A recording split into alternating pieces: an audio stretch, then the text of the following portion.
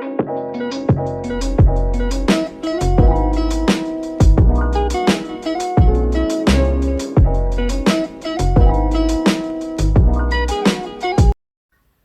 guys, perkenalkan, nama aku Alia Rahmawati, bersekolah di SMK Negeri 1 Bandung, jurusan akuntansi, kelas 11 akuntansi 4. Nah, kali ini kita akan membahas tentang pengenalan Odoo.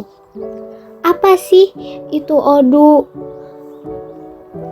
Sebelum kita mengetahui apa itu Odoo, yuk, mari kita simak sejarah singkat tentang Odoo. Fabian Pinkers pada tahun 2005 memulai membangun produk perangkat lunak atau software yang bernama Tiny ERP. Nama Tiny ERP kemudian berubah menjadi Open ERP. Semakin berkembangnya Open ERP dan karena Open ERP tak lagi mengeksklusifkan diri hanya sebagai software ERP, maka Open ERP berubah nama menjadi Odoo. Perubahan nama ini bukan sekedar perubahan nama, tetapi banyak penambahan fitur dan modul. Lanjut, kita ke pengertian Odoo. Odoo adalah salah satu aplikasi open source ERP berbasis web yang dapat digunakan sebagai aplikasi sistem informasi pada suatu usaha.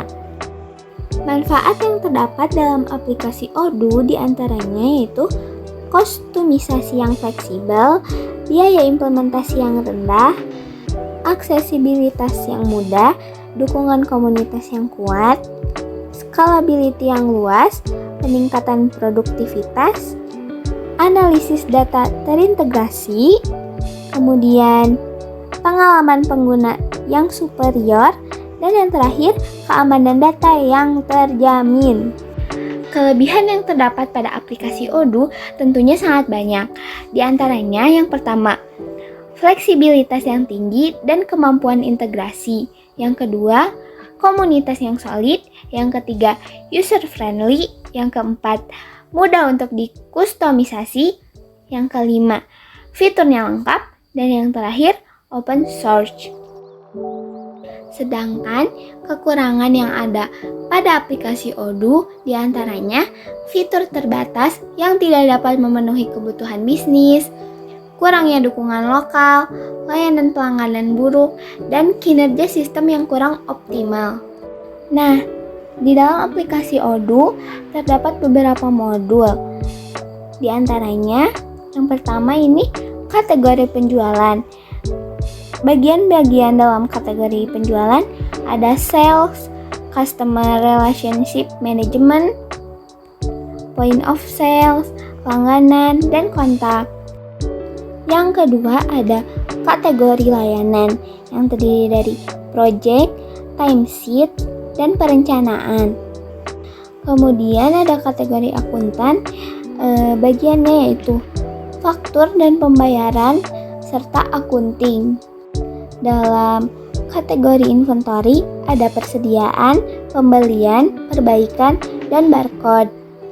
Kemudian di kategori manufaktur ada manufacturing resource planning, bills of material, maintenance, kualitas, dan produk life cycle management. Kemudian ini juga ada beberapa kategori dari website. Di sini juga ada kategori pemasaran, diantaranya email marketing, events, otomasi pemasaran, survei, dan SMS marketing. Ada juga kategori sumber daya manusia, diantaranya pengeluaran, waktu istirahat, karyawan, dan lain-lain. Di kategori produktivitas ada diskusikan, kalender, dashboard, dan catatan. Dan yang terakhir di kategori administrasi ada dashboard dan Android atau iPhone.